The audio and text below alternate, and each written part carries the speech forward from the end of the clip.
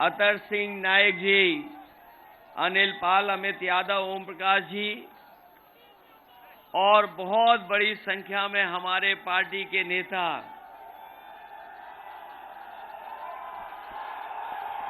मंच पर उपस्थित,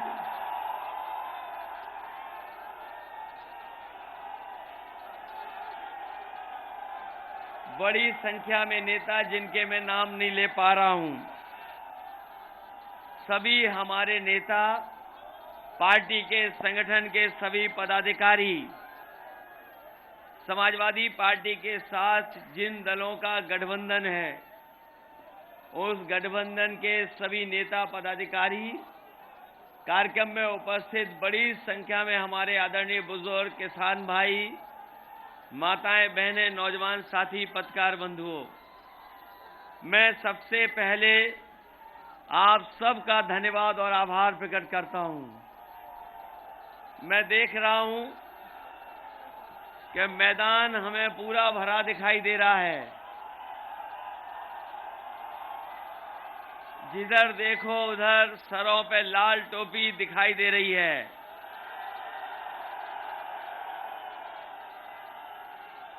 और जिस तरह का माहौल उत्तर प्रदेश का बना है,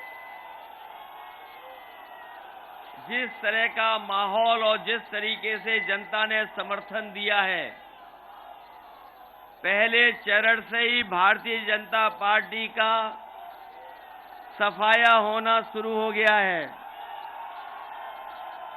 दूसरे चरण की भी खबरें मिल गई होंगी आपको कि दूसरे चरण में भी भारतीय जनता पार्टी का सफाया हुआ है।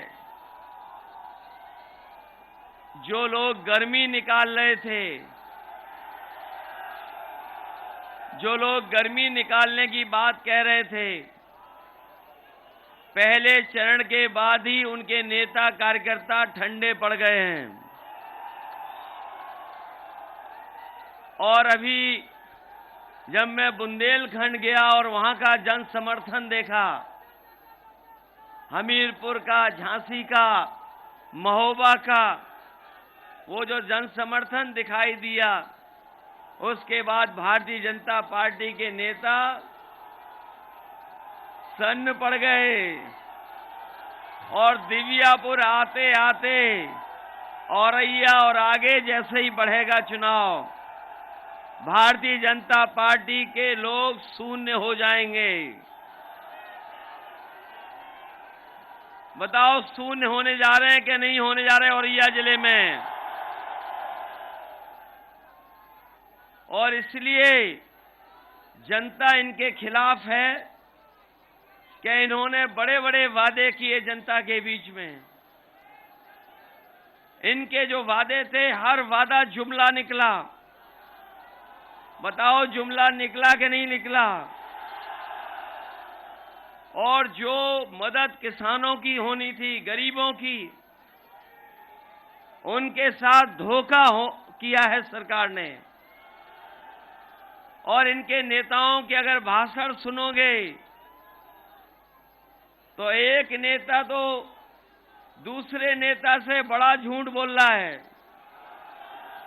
इनके जो छोटे नेता हैं वो छोटा झूठ बोल रहे हैं, और जो बड़े नेता हैं वो बड़ा झूठ बोल रहे हैं, और जो सबसे बड़े वाले हैं वो सबसे बड़ा झूठ बोल रहे हैं। आपने कल या परसों का अखबार पढ़ा होगा, 28 बैंकों का पैसा लेके भाग गया। भागा कि नहीं भागा? और अभी एक दो नहीं है, पहले भी भागे थे और भी भागने वाले हैं। आज जब मैं आपके बीच में आया हूं तो जिसने मंत्री पुत्र, जिसने गाड़ी से किसानों को कुचला था, उसको जमानत मिल गई। जो पैरवी सरकार को करनी चाहिए थी वो पैरवी नहीं हुई। एक अदालत से तो हो सकता है जमानत मिल गई हो, लेकिन बताओ, ये जनता की अदालत है, उससे जमानत मिलनी चाहिए थी कि नहीं मिलनी चाहिए थी? लेकिन जिसे जमानत दिलवा दी है, हम समाजवादी लोग भरोसा दिलाते हैं कि सरकार बनने वाली है, ऐसी पैरवी होगी कि जिसने किसानों की जान ली वो तो जाएंगे जेल, लेकिन उनको पालने पोसने वालों को भी जेल भेजने का काम आने वाले समय में होगा। किसानों के सामने जो संकट पैदा हुआ है, आज किसी फसल की कीमत सरकार नहीं दे पा रही। यहां जितने लोग हैं सब किसान हैं, बताओ। अगर किसी को धान की कीमत मिली हो तो बताओ। और खाद से लेकर के डीएपी किसी को नहीं मिल पाई, बोरी में से भी चोरी हो गई। इसीलिए हम अपनी जेब में एक लाल पोटली लेके चल रहे हैं। ये लाल पोटली जिस समय चुनाव शुरू हुआ था तभी मैंने लेकर के निकला था, और ये लाल पोटली है हमारे किसानों से अन्न से भरी हुई। समाजवादी पार्टी और मैंने तो सब लोगों से कहा है कि इस भारतीय जनता पार्टी के खिलाफ अन्न संकल्प लो और इन्हें उत्तर प्रदेश से हराओ और हटाओ भी। बताओ, हमारे साथ आप अन्न संकल्प लोगे कि नहीं लोगे? इस भारतीय जनता पार्टी को हटाने के लिए और हराने के लिए तो ये मानने के सबने संकल्प ले लिया। पहले चरण में ही किसानों ने अपने मान सम्मान का चुनाव समझ करके इनको हराने का काम किया है, और जैसे जैसे चुनाव आगे बढ़ेगा इनका सफाया होना तय है। जनता इन्हें माफ करने वाली नहीं है, इन्हें उत्तर प्रदेश से साफ कर देगी।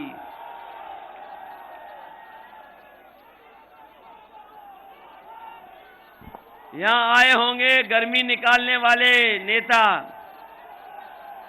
औरैया होकर के गए हैं। उन्होंने लखनऊ में टैबलेट, कंप्यूटर और स्मार्टफोन बांटे थे। दिव्यापुर, औरैया और विधुना के किसी को मिली हो तो बता दो। पता नहीं किसे बांटते रहे। और अपने नौजवानों को मैं कह के जा रहा हूं कि जहां सरकार के 11 लाख पद खाली हैं, उन पदों को भर करके अपने नौजवानों को नौकरी रोजगार देने का काम करेंगे। और साथ ही साथ एक गर्मी निकालने वालों को हम कह करके जा रहे हैं, समाजवादी सरकार बनेगी तो सभी खाली पदों पर भरने के साथ साथ फौज की और पुलिस की भी नौकरी निकालने का काम समाजवादी लोग करेंगे। इधर कोरोना की वजह से बहुत सारे लोगों की उम्र बढ़ गई है, उम्र की सीमा के ऊपर निकल गए हैं। अगर हमें उम्र की छूट भी देनी पड़ेगी तो वो भी देने का काम समाजवादी लोग करेंगे।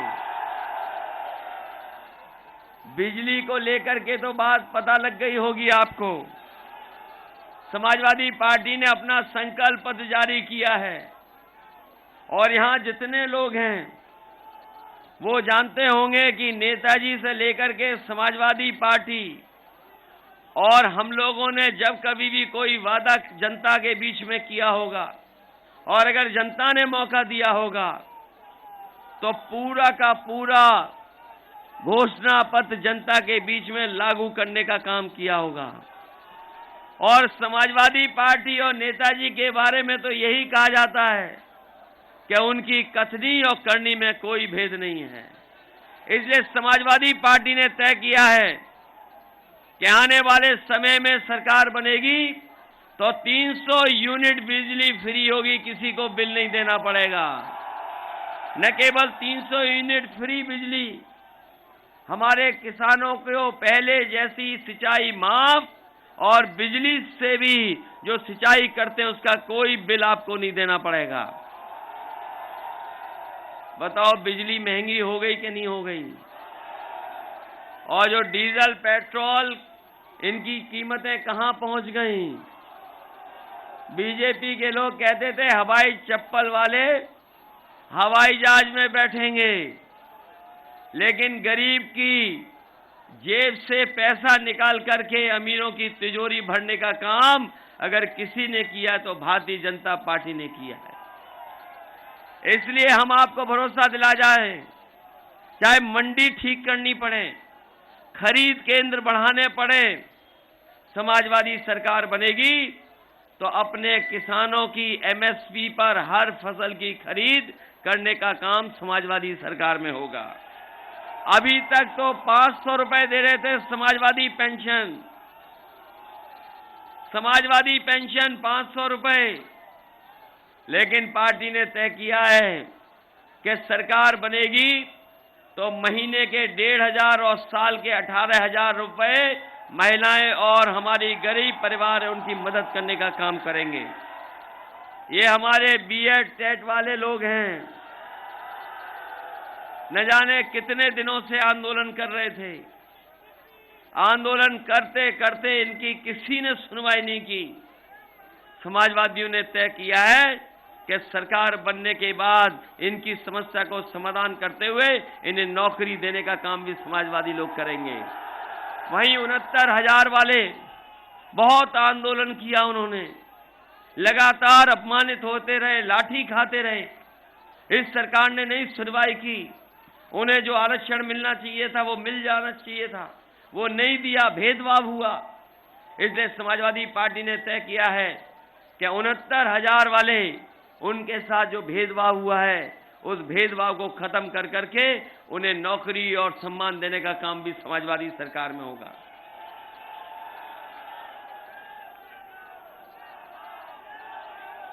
बहुत सी बातें हैं, हमारा संकल्प पत्र है, ये मैनिफेस्टो है हमारा, और इसमें क्या क्या करना है आने वाले समय में वो सब लिख दिया है। इसलिए हमें उम्मीद है कि इसको तो पढ़ोगे ही पढ़ोगे, लेकिन ये याद रखना ये सरकार बनाने का चुनाव है। सरकार बनेगी तो उत्तर प्रदेश खुशहाली के रास्ते पे जाएगा।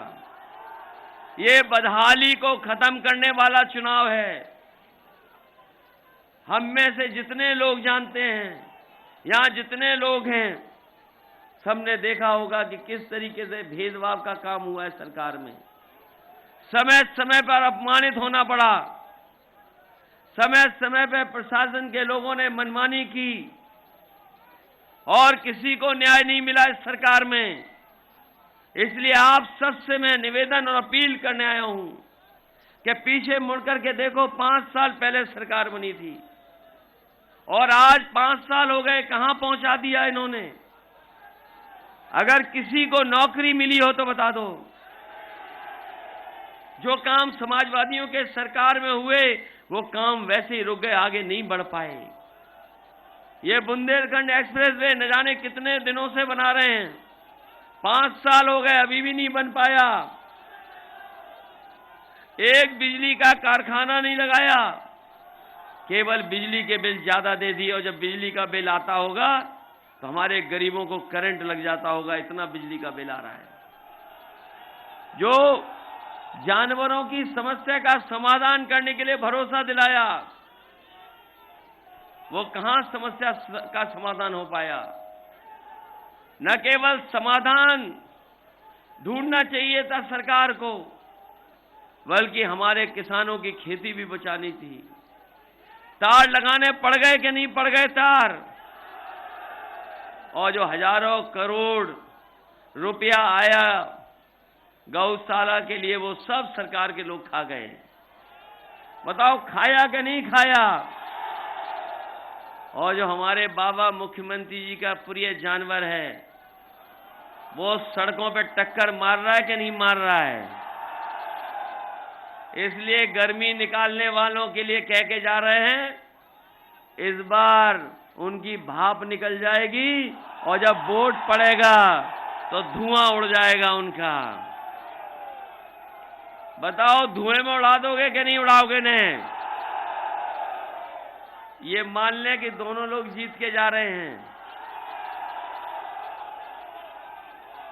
और ऐसा समर्थन कभी समाजवादी पार्टी को नहीं मिला होगा। कभी इतने हर समाज के लोग आपके साथ कभी नहीं जुड़े होंगे। पहली बार है कि हर समाज के लोग आपके साथ जुड़ गए हैं। हर समाज के लोग आपकी मदद करना चाहते हैं, क्योंकि समाजवादी सरकार थी तो बिना भेदभाव के काम हो रहा था। ये जो एम्बुलेंस सड़कों पे दिख रही हैं, ये अगर किसी ने दी हैं तो समाजवादी सरकार की देन है, जिसकी वजह से गरीबों के घर पर एम्बुलेंस पहुंच करके उन्हें अस्पताल तक ले जाने का काम होता है। समाजवादी सरकार बनेगी तो न केवल एम्बुलेंस को बढ़ाएंगे, बल्कि हमारे गरीबों का और गंभीर से गंभीर बीमारी के इलाज के लिए हमें सरकार से कोई मदद करनी पड़ेगी तो मदद करेंगे। गरीब को एक भी पैसा इलाज के लिए नहीं खर्च करना पड़ेगा। ये जो पुलिस को 100 नंबर दी थी, ये इसलिए गाड़ी दी गई थी कि अगर खेतों में, गांव में कहीं झगड़ा हो जाए तो गरीब फोन मिलाए और पुलिस उसकी मदद के लिए पहुंच जाए। थाने में न जाना पड़े किसी को, इसलिए 100 नंबर व्यवस्था दी थी। लेकिन हमारे बाबा मुख्यमंत्री ने 100 नंबर का 112 कर दिया, और जैसे 112 हुई, हमारी पुलिस को भी इन्होंने कबाड़ा कर दिया। कानून व्यवस्था को ठीक करने के लिए अगर 100 नंबर वाली गाड़ी हमें बढ़ानी पड़ी तो बढ़ाने का काम करेंगे, जिससे हमारे गरीब और किसान के ऊपर कभी संकट न आए और अन्याय न हो पाए। हम तो कह के जा रहे हैं कि जिन्हें कानून व्यवस्था हाथ में लेनी है, कानून को नहीं मानना है, वो समाजवादी पार्टी को वोट न दें। जिन्हें गरीब पर अन्याय करना है, वो समाजवादी पार्टी को वोट न दें। क्योंकि इधर हमारे बाबा जी सबसे ज्यादा आरोप लगा रहे हैं, लेकिन इनकी सरकार के बारे में भी मुड़ के देखो। बताओ, आईपीएस फरार है कि नहीं है? आईपीएस फरार है, और एक व्यापारी को वसूली के नाम पर पुलिस ने इतना पीटा कि उसकी जान चली गई। बताओ, व्यापारी की जान गई थी कि नहीं गई? और आपने देखा है, लखीमपुर जैसी घटना दुनिया में नहीं हुई होगी कि जहां किसान शांतिपूर्ण ढंग से अपना आंदोलन कर रहे हों और जीप आकर के कुचल के चली जाए। न केवल किसानों की जान गई है, वहां पर किसानों के साथ अन्याय भी हुआ है। अगर कहीं देश में ऐसी कहीं घटना हुई हो तो बता दो हमें। और हमारे बाबा मुख्यमंत्री इसलिए कानून व्यवस्था के बारे में ज्यादा चर्चा करते हैं, क्योंकि जब वो सुबह उठते हैं और शीशे को देखते हैं, जो उन्हें दिखाई देता है उसी के बारे में सुबह से लेकर के शाम तक वही चर्चा करते हैं। बताओ, देश में कोई मुख्यमंत्री है जिसके ऊपर इतने मुकदमे रहे हों? ये पहले मुख्यमंत्री थे जिन्होंने अपने भी मुकदमे वापस लिए। इसलिए नए उत्तर प्रदेश को बनाने के लिए हम आपसे मदद मांगने आए हैं, सहयोग मांगने आए हैं। ये सरकार बनाने का चुनाव है कि नहीं है?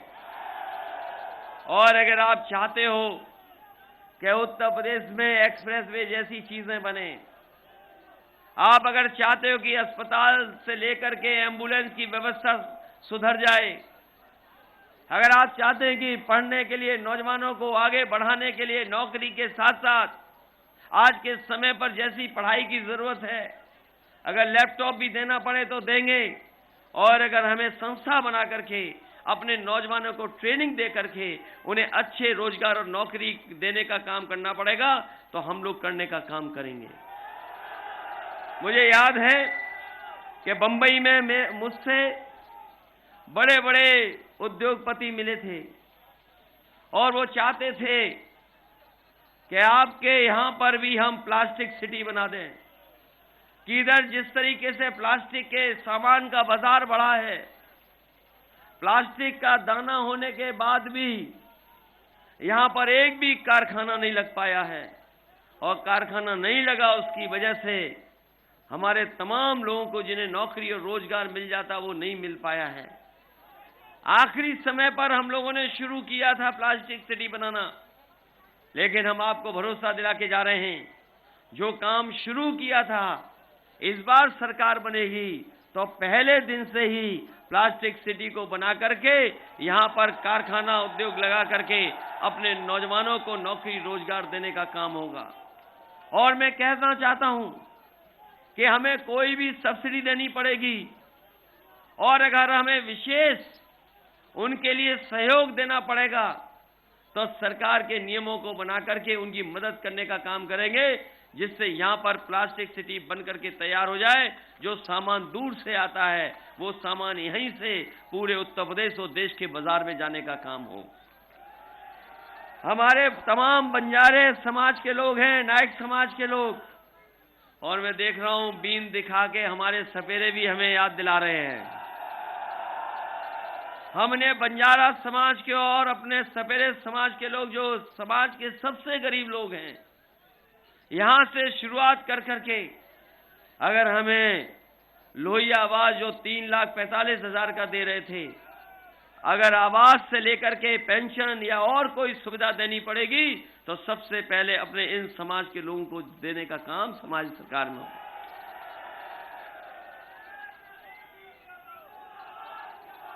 हमारे साथी जानते होंगे जो सरकारी कर्मचारी,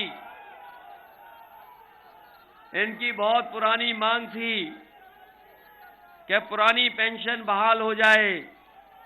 समाजवादी पार्टी ने तय कर दिया है सरकार बनने पर पुरानी पेंशन बहाल होगी, और उसके लिए हरकिशोर तिवारी जी लगातार लगे रहे, लगातार अधिकारियों से बातचीत, किस तरीके से रास्ता निकलेगा।